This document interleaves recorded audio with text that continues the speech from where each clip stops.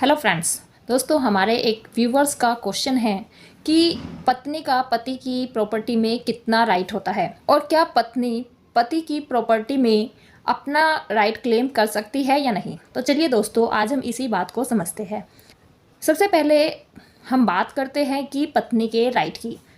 देखिए दोस्तों, वैसे तो वाइफ का अपने पति की प्रॉपर्टी में या फिर अपने ससुराल की प्रॉपर्टी में कोई राइट नहीं होता है, लेकिन अगर कोई ऐसी प्रॉपर्टी है जिसमें हस्बैंड और वाइफ दोनों ने जॉइंटली खरीदी है और दोनों का नाम है, तो ऐसी प्रॉपर्टी में से जो वाइफ है वो अपना हाफ शेयर मांग सकती है।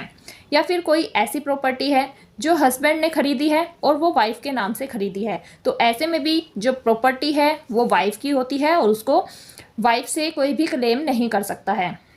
अब आगे हम बात करते हैं कि ऐसी प्रॉपर्टी की जो कि हस्बैंड ने ही खरीदी है, अब हस्बैंड और वाइफ में डिस्प्यूट हो गया है, तो क्या वाइफ हस्बैंड की प्रॉपर्टी में अपना राइट क्लेम कर सकती है।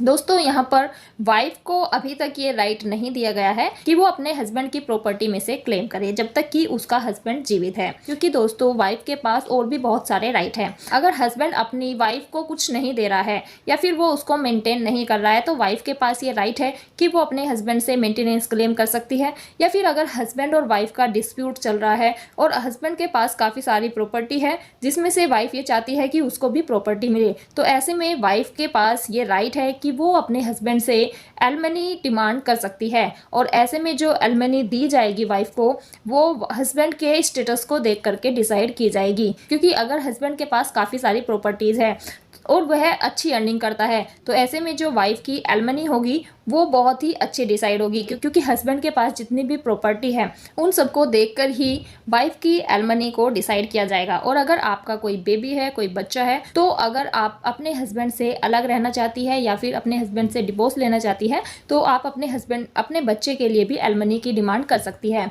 लेकिन यहाँ पर अब दूसरा क्वेश्चन ये है कि क्या अगर वाइफ ने अपने बच्चे के लिए एलमनी हस्बैंड से ले ली है, तो क्या फ्यूचर में बच्चा अपने फादर की प्रॉपर्टी में क्लेम कर पाएगा या नहीं कर पाएगा। दोस्तों, बच्चे का राइट कभी भी ख़त्म नहीं होता है। जब बच्चा 18 साल का हो जाता है तो वह अपने फादर की प्रॉपर्टी में क्लेम कर सकता है, उसे ऐसा करने से कोई भी नहीं रोक सकता है। तो अगर आप अपने हस्बैंड से अलग रहना चाहती है, डिवोर्स लेना चाहती है, तो आप ऐसा बिल्कुल मत सोचिए कि आपके बच्चे को उसकी फादर की प्रॉपर्टी में राइट शेयर मिलेगा या नहीं मिलेगा। वो 100% मिलेगा, उसको कोई भी ख़त्म नहीं कर सकता है। लेकिन वाइफ के पास ये राइट नहीं है कि वो अपने हस्बैंड की प्रॉपर्टी में से शेयर की डिमांड कर सके। वाइफ सिर्फ मेंटेनेंस की या फिर एलमनी की डिमांड कर सकती है। और अगर हस्बैंड के पास काफ़ी सारी प्रॉपर्टीज़ है, उसी को देखते हुए जो वाइफ है उसके लिए एलमनी कोर्ट की तरफ से डिसाइड की जाएगी। अब आगे हम बात करते हैं कि वाइफ का क्या उसके फादर की प्रॉपर्टी में हिस्सा है। तो दोस्तों, यहाँ पर ये बात क्लियर है कि जो बेटी होती है उसका